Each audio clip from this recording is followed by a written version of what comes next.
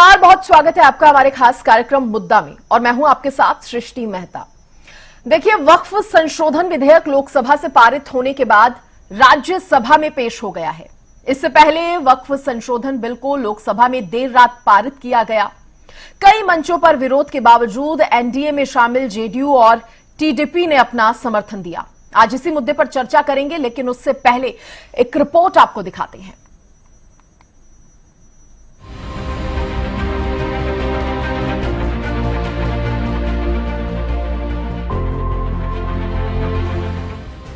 वक्फ संशोधन बिल को लेकर सियासत गर्म है।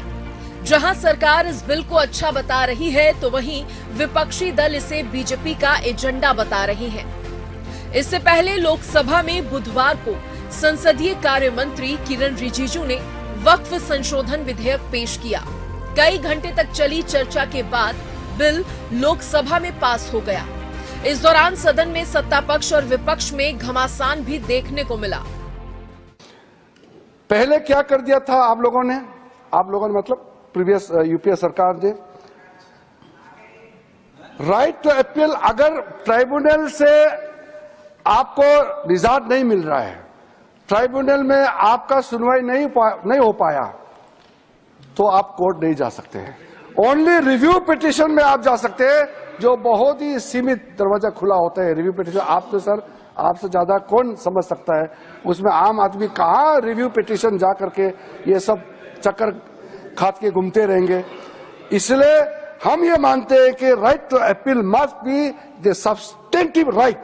इसलिए हमने ये दरवाजा खोल दिया है।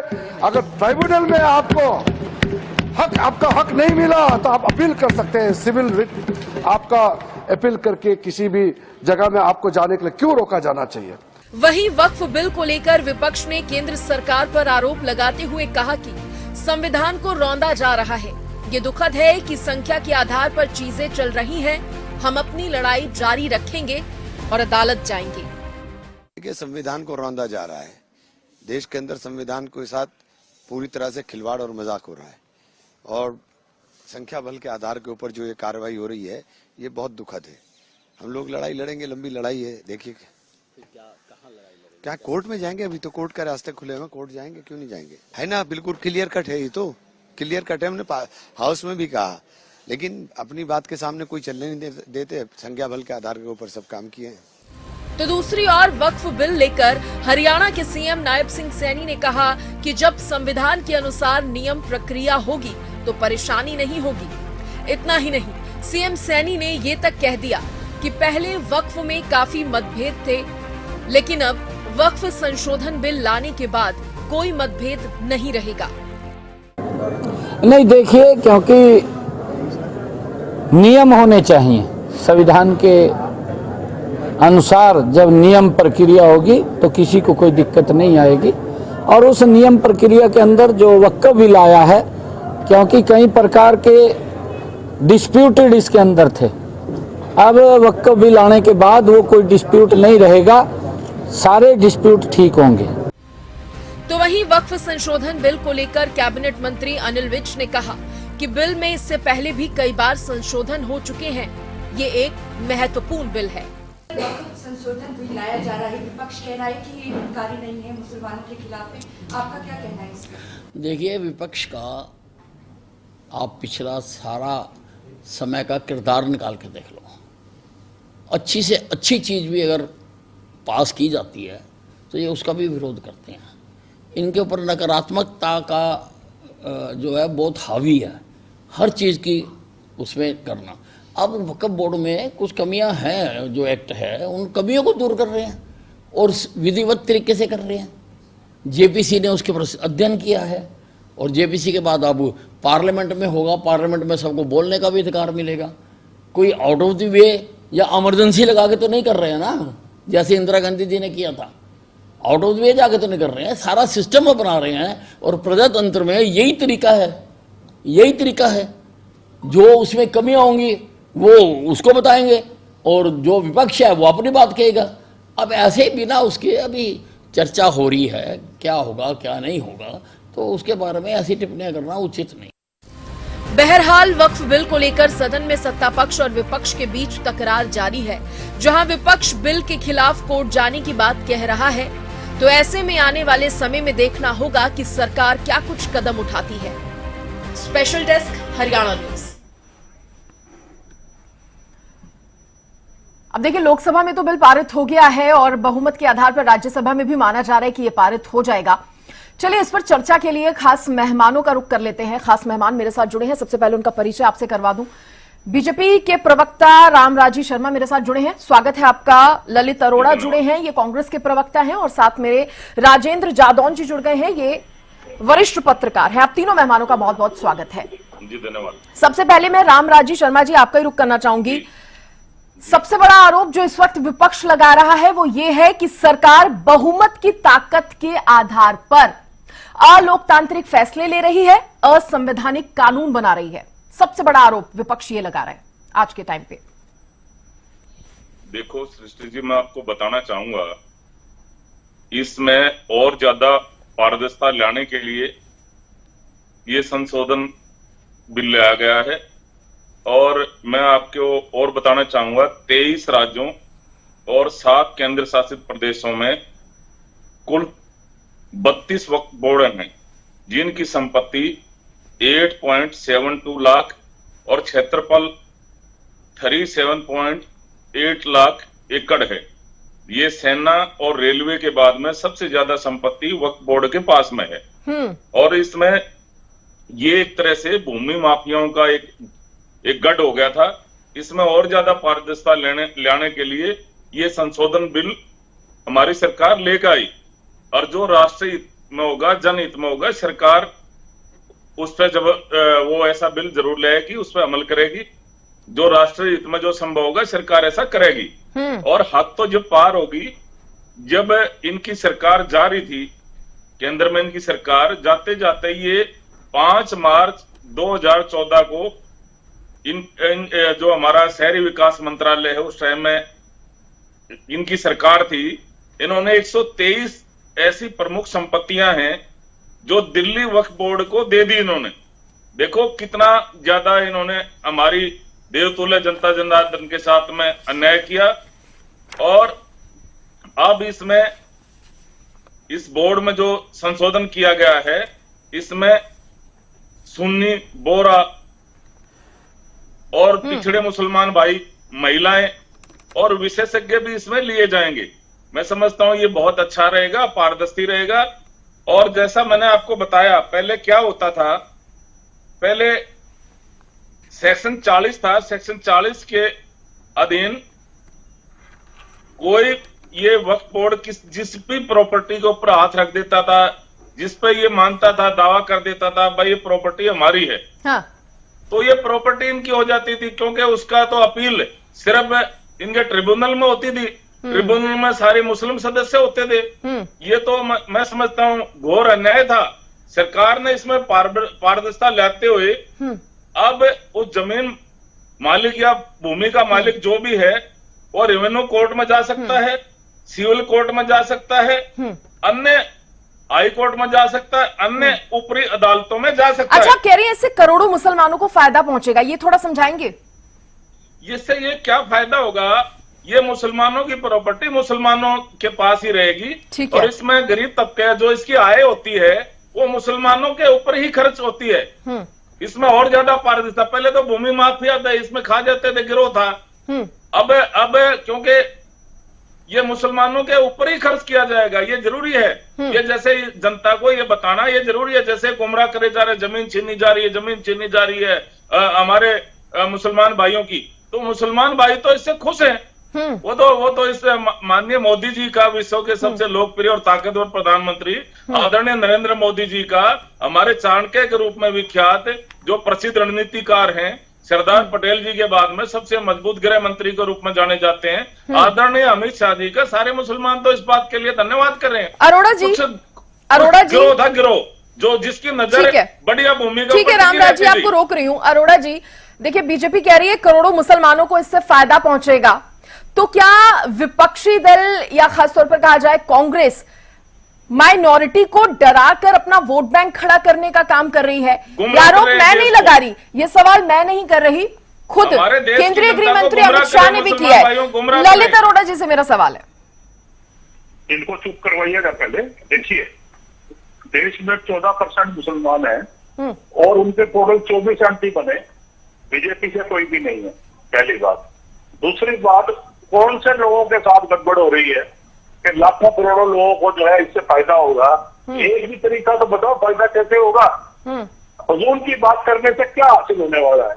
देखिए, सबसे पहले तो इनकी नियत फर्क था। जेपीसी में 12 विपक्ष के एमपी थे और 16 इनके थे, और जो डिसेंट नोट है एक भी रिकॉर्डेड नहीं है। जगदम्बिका पाल जो इनके इसके अध्यक्ष जेपीसी के, एक भी डिसेंट नोट उन्होंने रिकॉर्ड नहीं किया। नंबर 2, क्या वक्फ बिल आने से सभी डिस्प्यूट खत्म हो जाएंगे? कोई इस चीज का दावा कर सकता है क्या? क्यों नहीं दावा किया किसी ने? अब देखिए, 22 सदस्य इन्होंने बनाए इसके अंदर में। आप कहते हैं लाखों करोड़ों मुसलमानों को फायदा होगा, और बनाओगे आप 22 सदस्यों में से 12 बीजेपी के लोगों को, तो 10 इनके बनेंगे, 2 महिलाएं, 8 वो भी आपकी मर्जी है, बनाओ या ना बनाओ। तो फिर वो फायदा उनका कैसे हो जाएगा? आज तक कोई ऐसी संस्था आपने बनाई हो जिसमें मुसलमान कम हो और भाजपा ही ज्यादा हो और मुसलमानों का फायदा हो रहा हो? ये भाजपा से ये उम्मीद करना कि वहाँ भाजपा के सदस्यों के चेयरमैन भी भाजपा हो सकता है और वो मुसलमानों को बेनिफिट देगा, ये कहाँ के तर्क है? और इस तर्क को कौन मानने वाला है? नहीं, बेनिफिट नहीं देगा, ये भी तर्क कुछ समझ से परे है। आप कभी कभी ललित जी, ये सवाल कांग्रेस के लिए, खासतौर पर विपक्ष के लिए खड़ा हो जाता है कि मुस्लिमों से जुड़े जो भी फैसले हैं, कहीं ना कहीं कांग्रेस उसको मुस्लिम विरोध के कटघरे में खड़े करने का काम करती है। क्या ये एक तो मुस्लिमों नहीं, सुनिए ना, मैं आपकी बात का जवाब और आशय भी समझ रहा हूँ आप क्या कह रही हैं। किसानों ने बिलों का विरोध किया, किसान बिलों का। सरकार ने बोला कि ये किसानों के पक्ष में है, किसानों ने बोला कि हमने आपको कब कहा हमारे पक्ष में आप ये बनाओ कानून, और इसी प्रधानमंत्री ने माफी मांग के वापिस लिए। तो आपके सामने तो उदाहरण खड़ा है भाई। ये बताओ, पत्रकारों के लिए मैं एक ट्रिब्यूनल बनाता हूँ और उसमें से 12 में उसमें 10 लोग बना देता हूँ पत्रकारों के, 15 लोग सरकार के। आपका क्या भला करेंगे वो? एक छोटी सी सिंपल मैथमेटिक है कि जहाँ पे ना तो नहीं, भला तो अब तक भी नहीं हो रहा था। सरकार ने पूरे, आपने किरण रिजिजू को सुना होगा, उनकी तरफ से पूरे बकायदा आंकड़े भी बताए गए हैं, और सबसे बड़ी बात जो की गई है कि सेना और रेल के बाद सबसे ज्यादा संपत्ति वक्फ के पास है, और ये अल्लाह की संपत्ति कहा जाता है, अल्लाह के नाम पर दी गई है ये संपत्ति। तो अगर सवाल इसमें तो ये भी खड़ा हो जाता है कि कितना फायदा इससे गरीबों का हुआ। अगर ये अल्लाह के नाम पर संपत्ति दी गई है और इससे गरीबों का फायदे की बात हो रही है, कितने कॉलेज और स्कूल खुले हैं ऐसी ये जो प्रॉपर्टीज है, सवाल तो फिर आंकड़ों की बात करेंगे तो आपसे भी पूछे जाएंगे। मैडम, आप ये बताइए, आंकड़ों में बता दीजिए कितनी इनकम है रेवेन्यू, इसकी रेवेन्यू कितनी है? आपको ये नहीं पता, रेवेन्यू ही नहीं कर रहे, कमाल करते हो आप। ये बताइए, लिटिगेशन चल रहा है तो हिंदुस्तान में बाकी लिटिगेशन खत्म हो गए हैं। लिटिगेशन तक की बात रहती ना तो ठीक था। मैंने क्या कहा कि अगर लिटिगेशन की बात है, आप लिटिगेशन के लिए अमेंडमेंट कर देते। आपने तो कॉन्स्टिट्यूशन ही चेंज कर दिया। आपने ये भी कह दिया कि अरे भाई, हम ये कहा कह रहे हैं कि मुसलमान किसी दूसरे के जमीन पे कब्जा कर ले। जो आपके पास आपने अभी कह दिया कि जो आज तक जो प्रॉपर्टी जिसके पास है वही रहेगी, फिर आपने क्या बना कर दिया? अच्छा, तो फिर क्यों जश्न की तस्वीरें आ रही हैं ललित अरोड़ा जी? हम मुस्लिम समाज को भी देख रहे हैं जिसमें महिलाएं पुरुष दोनों शामिल हैं। हमने देखा जश्न, नहीं, गलत तरीके से कोई एक दूसरे से बात नहीं करेगा। आप दोनों को रोक रही हूँ। मैं राजेंद्र जादौन जी का रुख करना चाहूंगी।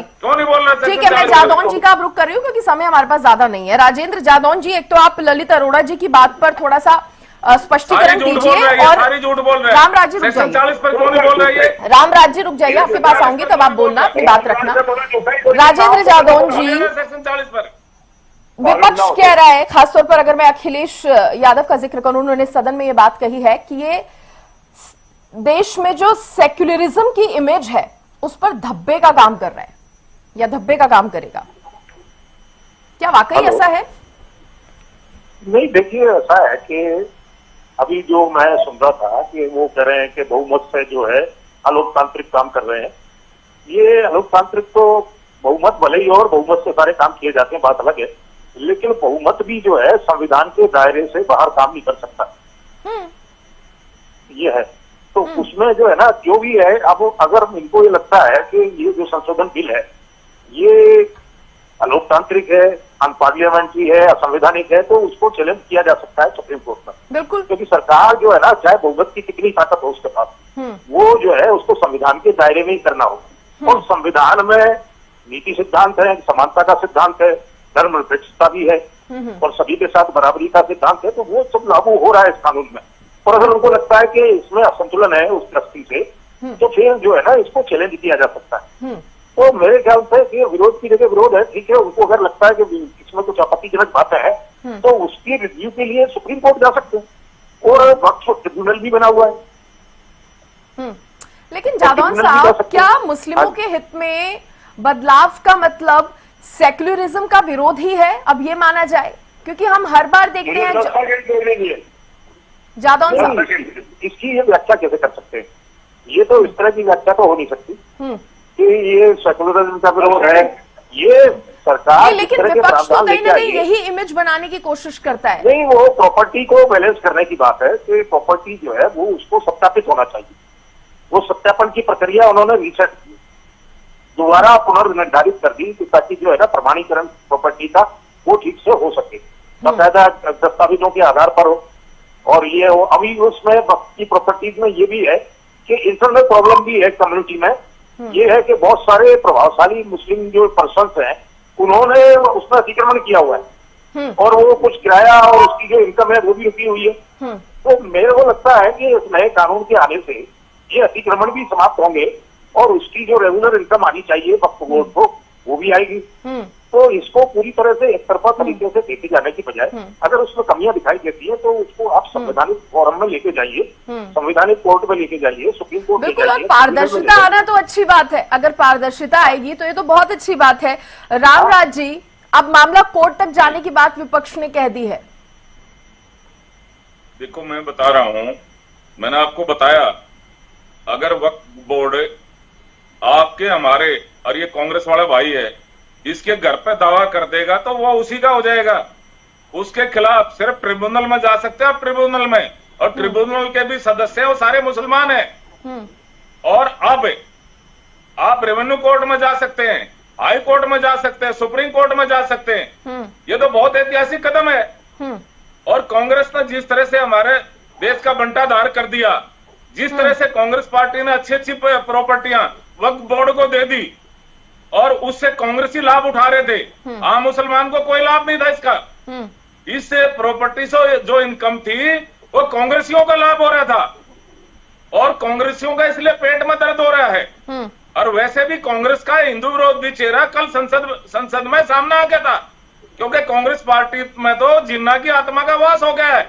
कांग्रेस पार्टी हिंदू विरोधी है। इस तरह से भगवान राम का ऐतिहासिक राम मंदिर अयोध्या धाम में बन रहा था, उसके खिलाफ कांग्रेस पार्टी सुप्रीम कोर्ट में गई थी। लेकिन ये कब तक चलता रहेगा? हिंदू मुस्लिम आपने राजनीति को बना दिया है। कांग्रेस कहती है आप मुस्लिम विरोधी है, आप कहते हैं कि कांग्रेस हिंदू विरोधी है। कृष्ण के विरोधी। क्या देश अब इसी के आसपास घूम रहे? क्या जी? हेलो सर, मेरा सवाल आपसे ये, क्योंकि आपने अब कांग्रेस को हिंदू विरोधी बता दिया, तो मैं यही आपसे पूछना चाह रही हूँ कि राजनीति में कब तक चलता रहेगा? कांग्रेस कहेगी कि बीजेपी मुस्लिम विरोधी, बीजेपी कहेगी कांग्रेस हिंदू विरोधी, तो सारी बात अब सिर्फ यही इसी के इर्द गिर्द घूमती रहेगी क्या? धर्म के इर्द गिर्द? सृष्टि जी, मैं आपकी बात का जवाब दूंगा।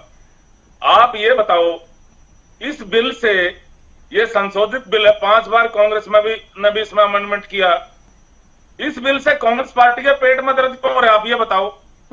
अरे ये ऐसा कोई इस देश में ऐसा अंधेरा कानून, ऐसा, अरे आप उसके खिलाफ कोर्ट में नहीं जा सकते। आप उसके खिलाफ है district court, high court, supreme court में नहीं जा सकते। आप सिर्फ ट्रिब्यूनल में जा सकते हो, और उसके सदस्य सारे मुस्लिम। इससे साफ साफ जाहिर होता है, इसका पता कब चला जब तमिलनाडु के कुछ किसान भाई अपनी जमीन बेचने के लिए गए, और वहां पे गए, वहां पे रेवेन्यू डिपार्टमेंट में, वो बोले आपकी प्रॉपर्टी तो सारी उसकी वक्फ बोर्ड में जा चुकी है। वो बोले भाई हमारी तो दादालाई प्रॉपर्टी है, कैसे चली जाएगी? वहां से आप एनओसी ले गया, बता ऐसा घोर अन्याय दीजिए ललित जी, इससे इसका साफ जवाब साफ दीजिए जाहिर आप। होता है पर कांग्रेस पार्टी तो हिंदू विरोधी है। चुप कराइए, इसमें जिन्ना ठीक है रामराज जी, ललित जी इस पर जवाब देंगे। हाँ जी सुनिए, एक बात बताइए, अगर कोई हिंदू मंदिर ट्रिब्यूनल बनता है और उसमें 10 सदस्य हिंदुओं के हों और 12 मुसलमानों के हों, तो आपको एक्सेप्ट करोगे? जवाब दीजिए आप। उस गांव में तो एक भी मुसलमान नहीं है, तमिलनाडु में उस गांव में एक भी मुसलमान नहीं है। अरे ये अरोड़ा मतलब दिल से बात हो रही है, आपके मेरी घर बात पर नहीं। वक्फ बोर्ड कहेगा ना मेरा है, आपने देना पड़ेगा ये दे देंगे, सारे दे कानून देंगे, के चल, अनुसार। चुप कर। इसमें अच्छा, संशोधन दूसरी होना चीज। जरूरी था, जरूरी नहीं, आप इस तरह से मत टोकिए ललित जी, आपसे वो अच्छे से बात कर रहे हैं, आप इस तरह से मत टोकिए अरे चुप ये- कर, या ये- ये ये- गलत ये तो इनका गलत पेट तरीके में से आपको दर्द हो रहा है देखिए ना। इनका पूरा पेट में हरियाणा दर्द हो सुन रहा रहा है, है, इनको नहीं पूरा पता प्रदेश है। आपको सुन रहा है, आप इस तरह से उनसे बात करेंगे, ये सही तरीका नहीं है। चुप रहिए इसको। मैं ये कह रहा हूँ ट्रिब्यूनल में। ठीक है रामराज जी, रुकिए रुकिए रामराज जी, रुकिए, आपकी बात ललित जी आराम से सुन रहे थे, अब सुन लीजिए रामराज जी, आपको आवाज आ रही है तो रुकिए जरा। रामराज जी का ऑडियो डाउन कीजिए, शायद उन तक आवाज नहीं पहुंच पा रही। ललित जी बताइए। मैं ललित ये जी कह रहा हूँ, मैं बड़ी शालीनता से कह रहा था, पेट में दर्द फैलाना ये मूर्ख आदमी है। मैं ये कह रहा हूँ कि अगर हिंदुओं का कोई ट्रिब्यूनल बनता है उसमें मेजोरिटी मुसलमानों के मेंबर की होगी तो आपको स्वीकार्य होगा? जवाब दीजिए। नंबर 2, ये जो रेल बेच दिया, खेल बेच दिया, सारा कुछ बेच दिया, किसान फार्म मिल रहा है, फिर फार्मर की जमीन मंडियों के थ्रू और वैसे ठेके के कब्जा करने के खरीद लेंगे। आरबीआई को इन्होंने लूट लिया, कोई ऐसा महकमा नहीं छोड़ा। अब ये चाहते हैं कि जो वक्फ बोर्ड है उसके पास जो जमीन है वो अपने कब्जे में ले लें। आप मुझे ये बताइए, ट्रांसपेरेंसी कहाँ रही? अगर मुसलमानों का ट्रिब्यूनल है तो उनकी मेजोरिटी होनी चाहिए थी, आपने पहले दिन से ही उसका पक्षपात कर दिया। तो एक बात है कि पक्ष अगर आरोप लगा रहा है तो उनको आरोप को सेटिस्फाई किसने करना है? वो सत्ताधारी दल ने करना है। आपकी जो है न्यूमेरिक मेजोरिटी थी, आपने पास करवा लिया, करवा लेंगे। वक्फ औलाद के तहत महिलाओं को आपके गाँव उत्तराधिकारी, पहले महिलाएं नहीं थी क्या इस्लाम में? महिलाओं के नाम कितने महिलाओं के नाम जमीन है आप मुझे बता दीजिए। दूसरी बात ये कि डोनेशन की जमीन में कैसे डिसाइड होगा ये डोनेशन किया कि नहीं है? अरे दुनिया डोनेशन करती आई, पंजाब में सिखों ने जो है कब्रिस्तानों के लिए जगह दी है, तो आप ये कह देंगे वो भी इलीगल है। और इसके अलावा राजस्व रिकॉर्ड में, अरे भाई मॉडिफिकेशन तो वो होगी ना जो लाभूमि है। आपने कॉन्स्टिट्यूशन को चेंज कर दिया उसका। आप देखिए कि ये 2025 का जो ये बनाया है, किसी के व्यक्तिगत कानून में ये हस्तक्षेप करना ठीक है क्या? या तो आप ये कह दो सिर्फ मुसलमानों के लिए था वक्फ बिल, सभी को पता है। अब आप बीच में किसी तरीके अपनी मैनेजमेंट घुसा रहे हो, ये सेक्शन अनुच्छेद 25 का भी उल्लंघन है। ये हमारी चिंता है। हम अपनी चिंता, आपने सांप्रदायिक तनाव और ध्रुवीकरण को बढ़ावा दे रहे हैं। आप कल को कोई सिविल वार सिचुएशन आपकी जादौन साहब, मैं आपसे इस पर रिएक्शन लेना चाहूंगी। ललित अरोड़ा जी कह रहे हैं अगर कमेटी में मेजोरिटी मुसलमानों की नहीं होगी तो मुसलमानों के साथ जस्टिस नहीं होगा। नहीं, देखिए ऐसा है कि जस्टिस कैसे हो सकता है? फिर बात वही है कि समानता का सिद्धांत है, सबको अपने अपने अधिकार है, धार्मिक स्वतंत्रता भी है। अगर उसमें कोई इनजस्टिस होता है तो वो चैलेंजेबल है हमेशा। वैसा तो है नहीं कि सारी अदालतें जो है बंद हो जाएंगी और अदालतों को जो है वो बाइस हो जाएंगी, तो ऐसा तो है वो जो है। मुसलमानों की संख्या और रामराज जी रुक जाइए। अभी तो जो संशोधन हुए हैं, संशोधन को भी आप चैलेंज कर सकते हैं कोर्ट में। संसद ने पारित कर दिया, इसके बाद भी कोर्ट समीक्षा करता है। वो अगर उसमें कोई कमी है तो वो उसमें संशोधन कर देगा, उस कमी को जो है वो रद्द कर देगा। तो ये सारे रास्ते खुले हुए हैं। मैं समझता हूँ कि इतना आशंकित होने की जरूरत क्या है? जो विधिक प्रक्रिया है उसका रास्ता अपनाना चाहिए। अगर आपको शंका है तो आप कोर्ट में जाइए, सुप्रीम कोर्ट में जाइए। कोर्ट ने तमाम समय समय पर फैसले किए हैं और काफी जो है न्याय संगत फैसले किए हैं, काफी जो है स्वीकारी भी हुए फैसले। तो अदालतों पर भरोसा कीजिए, जो उसमें इतना परेशान होने की जरूरत क्या है? उसमें बहुत सारी तकनीकी बातें हो सकती है, लेकिन आप ये मान रहे हैं कि अब ये जो है एक तरफा हो जाएगा सब, ऐसा नहीं। ठीक है, तो कोर्ट जाने का भी ऑप्शन है आपके पास। किसी चीज पर कोई एतराज है आप कोर्ट भी जा सकते हैं। अदालतों पर तो पूरा भरोसा आपको करना चाहिए, विपक्ष को भी। चलिए ठीक है, क्योंकि समय से ज्यादा की इजाजत नहीं दे रहा है। तीनों का धन्यवाद करूंगी मैं, बहुत शुक्रिया जुड़ने के लिए। तो देखिए, बात वक्फ बिल पर संशोधन की हम जिस तरह से कर रहे हैं, राज्यसभा में कुछ ही देर बाद माना जा रहा है कि यह बिल आसानी से पारित हो जाएगा क्योंकि बहुमत है सरकार के पास। फिलहाल अब कोर्ट जाने का ऑप्शन है, अगर कोर्ट विपक्ष जाता है तो आगे क्या। खैर, इसी के साथ इस कार्यक्रम में आज के लिए इतना ही। आप देखते रहिए हरियाणा न्यूज। नमस्कार।